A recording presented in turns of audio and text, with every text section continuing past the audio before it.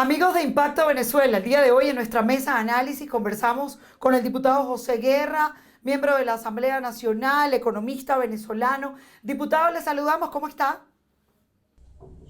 ¿Cómo está usted? Muchas gracias por la invitación. Sí, el día de hoy estamos de alguna manera alarmados por las cifras en las que los venezolanos están comprando los alimentos, diputados. $15 semanales para poder adquirir 8 productos. Pero las matemáticas no nos dan, porque el sueldo mínimo de los venezolanos está ahorita en $2. ¿Cómo se hace para comer así? Bueno, efectivamente es una situación muy difícil y la respuesta a este interrogante que usted tiene es que el venezolano está pasando mucha hambre porque los precios de los bienes están dolarizados, prácticamente todos los bienes, tanto los alimenticios como de otro tipo, mientras que el salario se maneja en bolívares. Entonces, cuando tú conviertes los bolívares, que son 400.000, salario mínimo mensual, por la tasa de cambio te da $1.40. Supongamos que la familia recibe dos bonos más, dos bonos adicionales, que son aproximadamente por $2 también. Estamos hablando de $4, $6 máximo, el ingreso de una familia de los hogares más pobres en Venezuela, que evidentemente no le alcanza para cubrir el costo de la canasta alimentaria. Esos otros productos es un proyecto que llevamos en Venezuela llamado las canastas alimentarias, que son 24 canastas en todas las regiones del país. Y el costo promedio de la canasta alcanza, en términos promedios, valga la redundancia, a unos $17.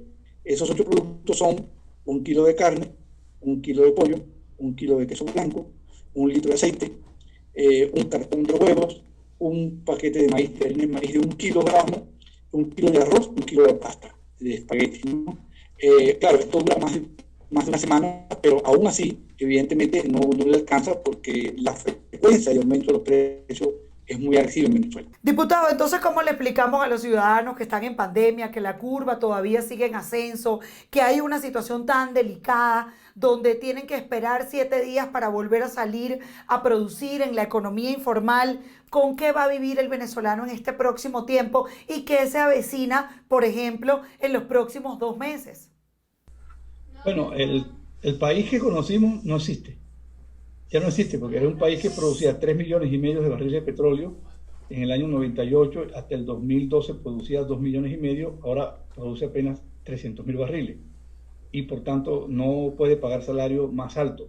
En segundo lugar, el financiamiento externo para Venezuela está cerrado totalmente porque Maduro en el año 2017 decidió no pagar la deuda. Todos esos factores van sumando para la catástrofe económica que hoy sufre el pueblo venezolano. Te puedo decir completamente y con seguridad que la situación es de dramática absolutamente. Ahora, con la pandemia la situación se ha agravado porque muchos países han aplicado medidas compensatorias, el caso de Colombia, el caso de Costa Rica, el caso de Chile, que han dado ayudas a sus conciudadanos. El caso de Venezuela no. La ayuda que da el gobierno son un bono de $3, que cuando sales a comprar ya vale la mitad, ¿no? Entonces, la situación se está agravando y se agrava más todavía por el cierre, por el confinamiento.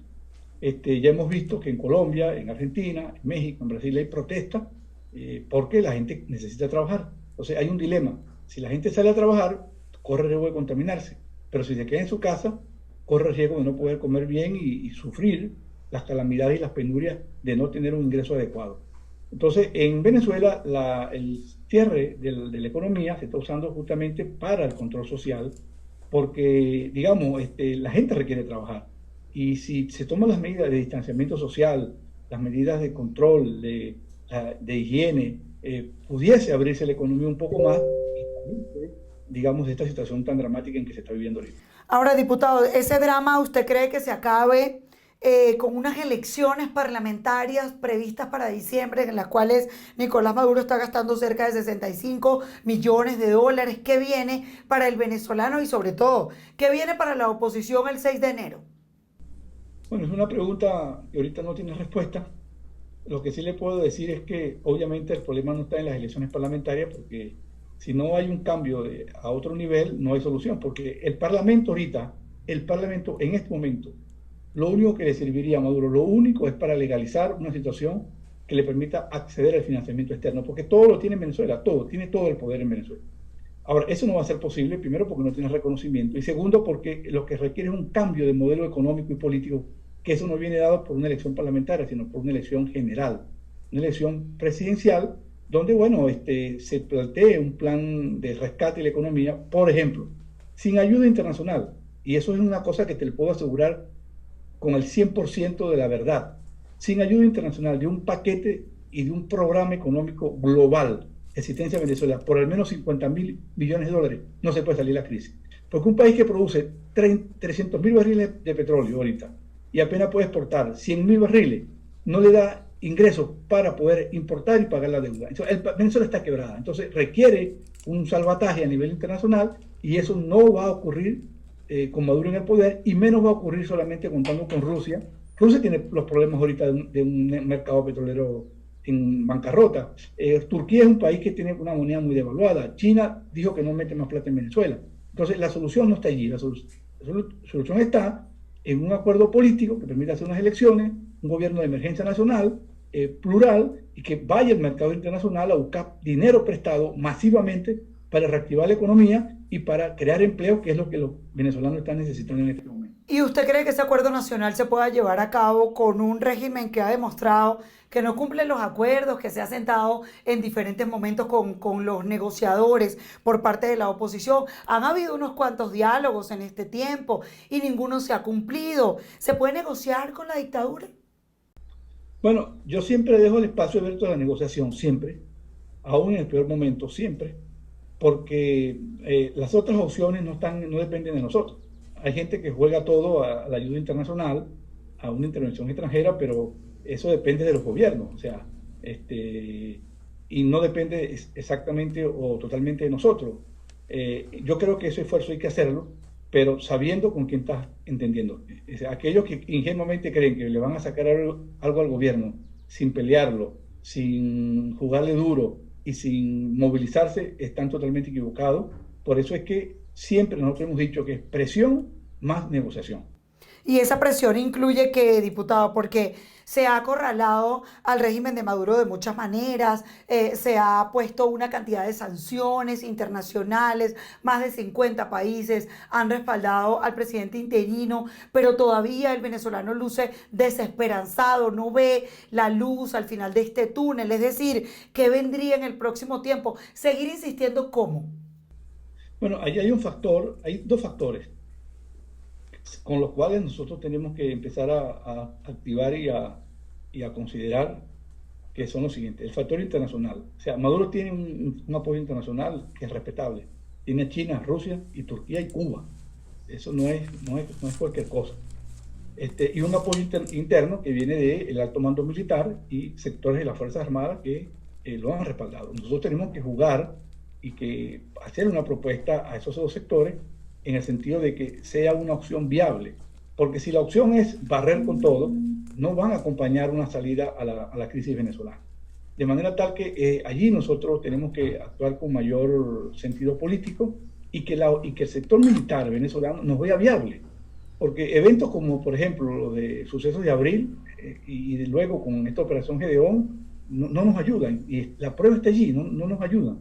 Entonces, la Fuerza Armada, si no te ve viable, coherente, con un plan para el país, no va a cambiar el estatus que tiene hoy para meterse en una aventura. Entonces, ese es el mensaje que yo quisiera darle aquí a la Fuerza Armada, que es un factor clave en esto, que con Maduro no tiene ninguna posibilidad, que lo que tienen son unas preventas allí cada vez más disminuidas y que con nosotros van a tener un sistema de una economía en crecimiento, de progreso, con seguridad social para ellos y para su familia, con esperanza y con un futuro mucho mejor del que hoy tienen, que francamente no es futuro ni para ellos ni para sus familiares. ¿Y usted considera, diputado, que aparte de lo que ocurrió en el mes de abril del año 2019, la operación Gedeón en este 2020, cuáles serían los errores que podemos enumerar que se han cometido y que se pueden de alguna manera rectificar, revisar y que haya un proceso de restauración dentro de la oposición para que haya una oferta confiable, como usted bien lo ha señalado, al sector militar, ¿no?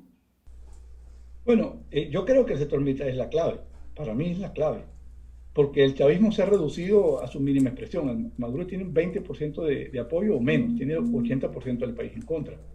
Pero el sector clave, el pilar sobre el que se sostiene es la Fuerza Armada Nacional, un sector de la Fuerza Armada Nacional, porque recordemos que hay más de 200 militares presos en Venezuela que han tratado de ayudar a restaurar la democracia, y el apoyo que tiene de Rusia, básicamente, de China y Irán ahora, y de Cuba.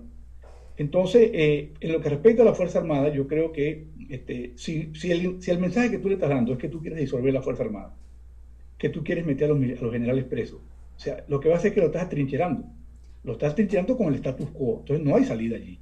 Ahora, si tú das un mensaje de inclusión, un mensaje que vas a resolver el problema para Venezuela, que no va a haber persecución, porque una cosa es justicia y otra es persecución. Nosotros queremos que haya justicia. Por ejemplo, esto que asesinaron a esta niña, Geraldine Moreno, a Pernalete, a este niño Fabián, que mataron aquí en Chacao, Sí. Urbina, entre tantos otros, eso no pueden ser, tienen que pagar por los crímenes. Pero una cosa es que tú haya justicia, otra cosa es que tú quieras hacer tierra arrasada con todo, pensando que esa es la solución a la crisis de Venezuela. Y con eso nunca va a haber solución. Y si no, veamos las experiencias de Venezuela. Pérez Jiménez estuvo atrincherado y estuvo fortalecido con la Fuerza Armada hasta el 22 de enero. Y entonces, cuando la Fuerza Armada vio que no era viable el gobierno de Pérez Jiménez y que la opción que estaba en la calle de la Junta Patriótica era una opción inclusiva, dijeron, bueno, con esto sí nos podemos meter. Tumbaron a Pérez Jiménez, se restableció la democracia y los militares volvieron a sus cuarteles. Ahora, diputado, ¿usted cree que entonces el sentido de lo que debería hacer la oposición en este tiempo sería precisamente tratar de atraer y seducir al sector militar venezolano o continuar con la presión internacional? Le digo esto porque muchas veces el venezolano cree que todos aquellos políticos, diputados, TSJ en el exilio, Fiscalía en el exilio, ¿qué están haciendo para restaurar la democracia en Venezuela? Y son muchos los sectores que se hacen esa pregunta, y nosotros desde aquí entonces decimos, usted podría presentarle al país cuáles son esos esfuerzos que se hacen mancomunadamente de forma internacional para que Venezuela pueda volver a ser libre. Claro, se está haciendo muchísimo esfuerzo internacionalmente. El apoyo que se ha logrado no es un apoyo sustantivo, eso es trabajo del equipo que está en relaciones exteriores, conversarlo con las cancillerías. Eso no es por generación espontánea, que 50 y tantos países te hayan apoyado. Lo más importante del mundo, esto no surgió porque te vieron la cara de un cierto color. Te lo apoyan porque es un trabajo que se ha hecho a nivel de esos gobiernos. Ahora bien, falta trabajo, y el trabajo básicamente es interno. Los que estamos afuera, obviamente no podemos contribuir sino con este tipo de programas, creando conciencia en la gente y activados desde el exterior, fortaleciendo ese apoyo internacional. Pero, insisto, si un sector como la Fuerza Armada, que es conservadora de por sí y siempre ha estado con los gobiernos, porque si no, no hubiese, a Carlos Andrés Pérez lo hubiesen tumbado, y no lo tumbaron 2 intentos militares, ¿verdad? Tú no le puedes proponer a la Fuerza Armada un plan que consista en acabar con todo lo que existe hoy. No, nosotros no queremos una revolución, queremos una transición. Y una transición significa que el sector que está en el poder va a tener que digamos que ser respetado, va a tener que ser respetado aquellos que no hayan violado los derechos humanos y que no tengan crímenes de lesa humanidad ni acusados de narcotráfico. Eso es importante distinguirlo. Porque hay sectores del chavismo, ¿verdad?, que sí están en curso, en hechos de violaciones claras de los derechos humanos, señalados por narcotráfico, pero hay otro sector que no. Entonces, porque el chavismo no lo podemos tratar de manera homogénea. Sí. Y yo creo que este es el juego que hay que hacer. Nos falta afinar eso un poco más y darle al país una salida que la vean viable, porque nadie se va a incorporar a un plan que no le vea viabilidad. Así es. Bueno, diputado, le damos las gracias por habernos acompañado en Impacto Venezuela, el mayor de los éxitos. En cualquier momento volvemos a establecer un nuevo contacto. Gracias. Gracias a ustedes.